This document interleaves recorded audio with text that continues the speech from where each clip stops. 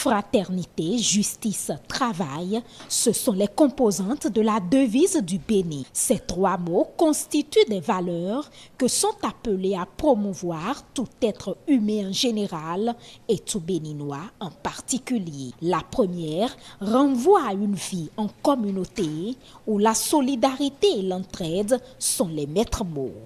C'est ce lien affectif qui peut être basé ou non sur la religion qui fonde l'être ensemble des humains, l'être ensemble d'une fratrie, c'est-à-dire un ensemble de frères et sœurs, un ensemble de personnes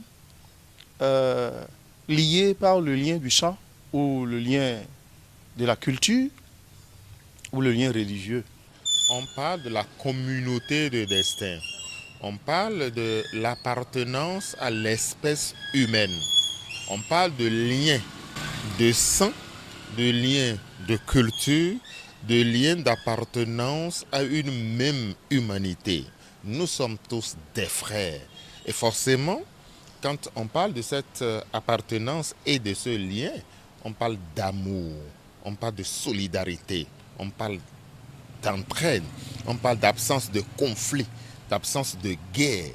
La fraternité humaine pour la paix mondiale et la coexistence commune, voulue en 2019 par le pape François et l'imam Ahmed El Tayeb, a été matérialisée en 2020 par l'Assemblée générale des Nations unies à travers la Journée internationale de la fraternité humaine, célébrée le 4 février de chaque année. Le père Saturnin Lawson estime que la fraternité a existé en Afrique et au Bénin, bien avant le besoin exprimé par ces deux leaders religieux. C'est ce qu'il y a de plus cher pour nous, Africains au sud du Sahara, et plus particulièrement pour nous, Béninois. Et la meilleure manière de définir cette fraternité, eh bien, on trouve cela dans notre langue, issue de l'ère linguistique Adjatado. Pour appeler quelqu'un frère, comment l'appelle-t-on? Non-vie. Non-vie, c'est-à-dire qui est issu d'une même mère que moi. Nous savons que nous vivons dans le matriarcat.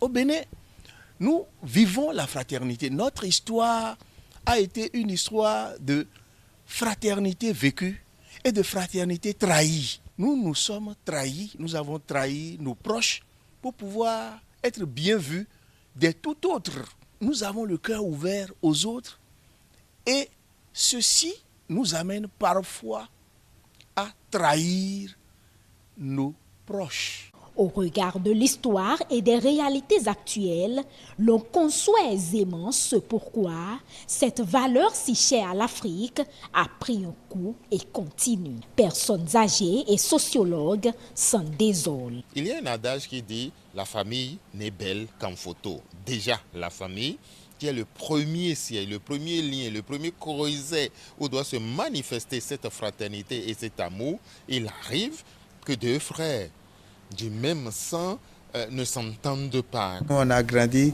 dans un contexte où les musulmans et non-musulmans, tout le monde était dans une certaine fraternité. On n'est pas de la même famille, mais vous voyez vraiment, il y avait la fraternité ambiante, il y avait le soutien, il y avait l'amour, il y avait la tolérance, il y avait même la protection du prochain. Et quand on dit qu'on a consacré une journée pour la fraternité mondiale, c'est de voir d'abord dans quel contexte le monde évolue aujourd'hui. Dans un contexte où d'aucuns veulent se prévaloir loup par rapport aux autres. Peut-on parler de fraternité dans ces conditions où c'est l'intérêt matériel qui est miroité et pour sauvegarder cet intérêt matériel, on est prêt à tout. La perte progressive de cette valeur interpelle dans la mesure où elle constitue l'une des composantes de la devise de notre pays. Il n'y a pas de fraternité au Bénin. Il n'y a pas de fraternité au Bénin. Il n'y a que des méchancetés gratuites. Surtout dans certains ministères où c'est le régionalisme qui règne en maître, ou c'est moi galvaudé.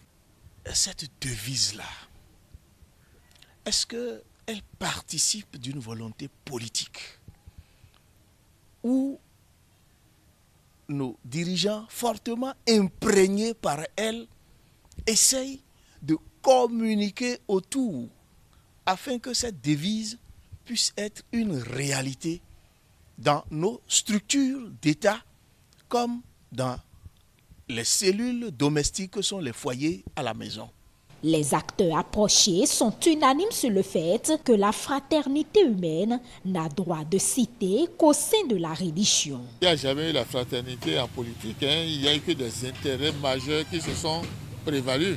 Sans me tromper, je peux affirmer que c'est seulement dans le domaine religieux que je perçois de la fraternité. La notion de fraternité au sein des religieux a tout son fondement dans les actes des apôtres, où la première communauté des chrétiens, ils s'appelaient tous frères. Ils étaient complètement unis par le Christ. Mais déjà, dans les actes des apôtres, nous avons vu les premières limites à cette fraternité, le racisme. On a préféré une culture au détriment d'une autre. Et donc ça montre que la notion de la fraternité, en humanité, nous sommes capables de vivre la fraternité. Seulement, il faut que, pour vivre la fraternité, nous abandonnions nos égos pour fondre notre volonté dans la volonté commune. Dans nos sociétés, au niveau des pays, au niveau de la sous-région, des sous-régions dans le monde, vous voyez que vraiment, et apparemment, c'est comme une petite jungle. Je pense que ce n'est pas ce qu'il faut. Il faut que l'homme retourne aux valeurs intrinsèques et puis, quelle que soit la politique qu'on veut adopter, nous retournons à nos cultures, à nos valeurs africaines, à nos valeurs religieuses. La journée de la fraternité humaine doit être, selon les religieux et sociologues, une occasion de réflexion pour un vivre ensemble plus meilleur.